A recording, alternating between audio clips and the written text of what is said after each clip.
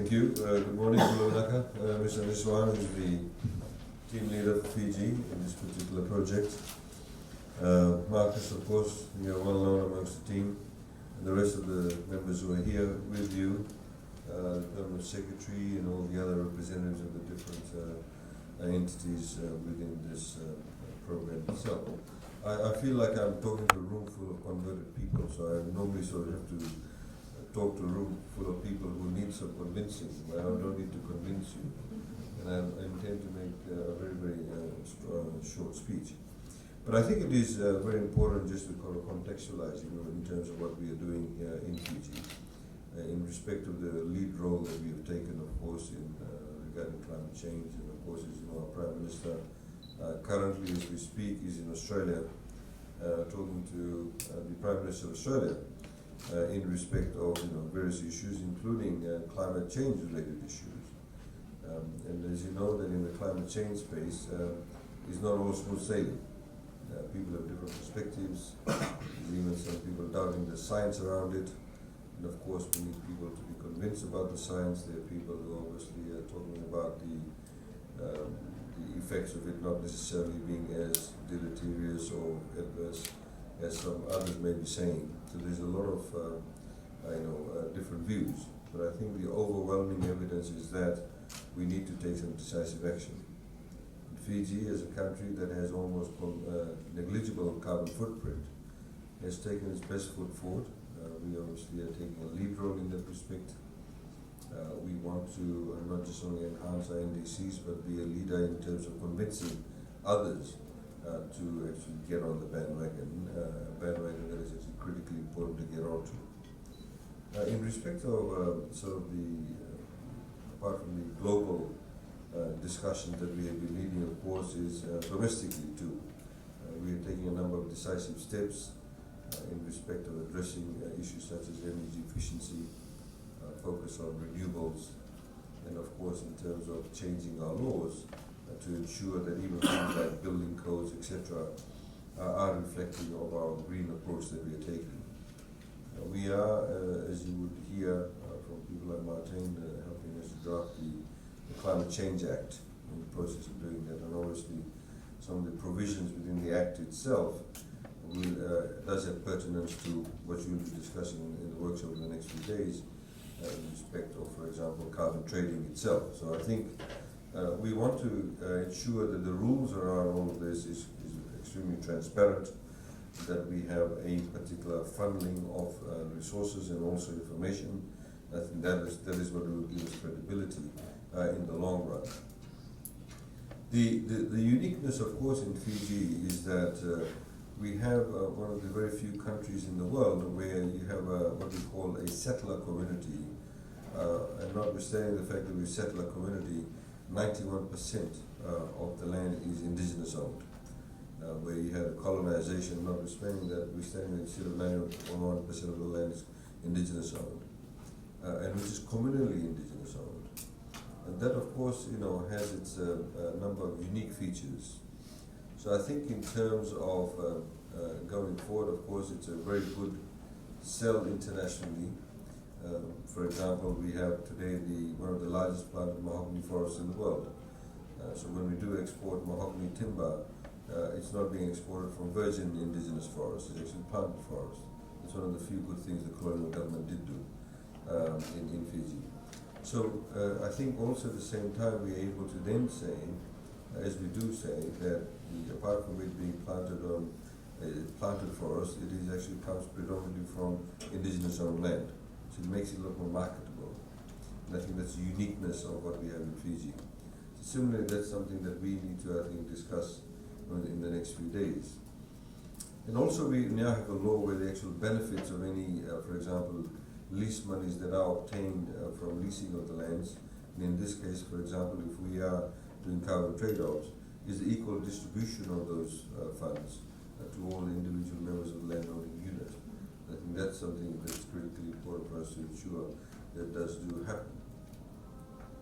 I think, to be frank about it, organizations like TLTB at times have not necessarily seen the long-term view. They would like to get the return on the buck up front. as opposed to looking at a long-term perspective in terms of spreading out the lease payments and getting the risk factor out of a 99-year period, for example. The reality of the matter also is on the flip side is that we are a developing country. So there are demands, for example, placed on our on our ability to exploit our resources. For example, timber, access to timber. There is even a shortage of timber for the domestic market at times. We've had to, in previous years when we had cyclones, for example, we had to allow for duty-free importation of timber from New Zealand and various other countries.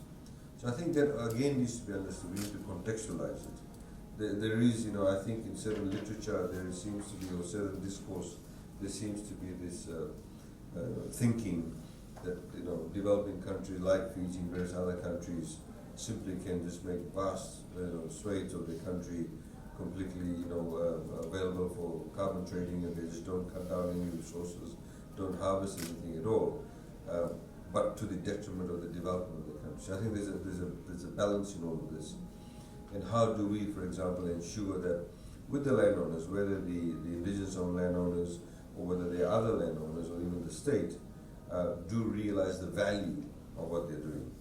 So I think that's very important in terms of the marketing skill set of it. I know you're talking about generally, about the trading itself, but there's some good stories that have come out from the Amazon, of course, and in places like Pakistan, etc., where they're planting mangroves. So I think we need to understand that, and I would also urge the other stakeholders who are here from the different ministries to be able to understand that, what we are doing and what are the long-term impacts.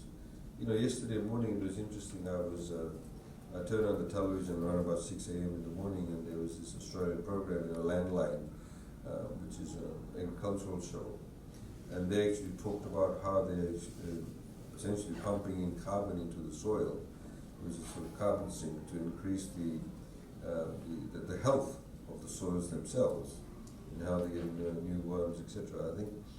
These are some of the unique challenges, and of course the transfer of knowledge that is critically essential. So in the overall context, when we're talking about REDD and REDD+, we need to ensure that we have the right publicity, the right public awareness with the different stakeholders, in particular the landowners, in particular those people who will be benefiting from it. And of course, I think Fiji, of course, is a good brand. There's no doubt about that. And we want to capitalize on that. And I also want to tell the World Bank that you're dealing with a good brand. So you need to pay the right price too. Because the reality of the matter is that we, of course, are a small country. We have limited resources. We have, of course, major challenges.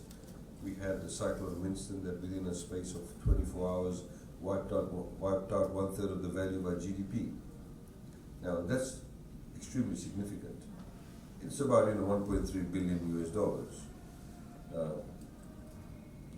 I understand Florida goes like 20 times more those kind of costs on a yearly basis with eroding shorelines, but it does not make a dent on the GDP. For us, it does. And I think we need to be able to understand that. And I think many Fijians themselves don't understand that. And we are, just as an aside, we are hoping next Monday our Honourable Prime Minister at the UN Climate Summit will launch the international launch of the relocation trust fund that we're setting up. It has become a highly major challenge for us. We've already relocated, for example, 3 communities to higher ground. We've now got about 43 other communities that need to be moved to higher ground. It's not just about villages or farms being moved to higher ground, it's also about infrastructure. We have one particular island and the entire road system is just around the edge of the island. So you have the sea, the road, and then the land. So you can imagine what kind of toll it's taking on the infrastructure, whether it's a nursing station, whether it's road or bridges. So it's within that. So I hope I've made enough of a case for you to be able to offer us lots of money for the carbon sink that you have. But I think it's also important, given the brand, that we look long term about how Fiji can better place itself and use those kind of synergies that we already have with the rest of the international community. So we thank you very much for your input. As I said, the whole idea is for the next 3 days for us to come up with a good package, a good solution, and for you to be also understand from us what are our challenges, and of course for the rest of the team to learn from you. You know, you've got a wealth of knowledge. We've got Martin also is helping us out, and I think we can come up with a very good package and indeed a solution. And we're here, of course, to help you. So welcome once again to Fiji, and hope you have a bit more time to have some time to relax and get to see your country. Thank you.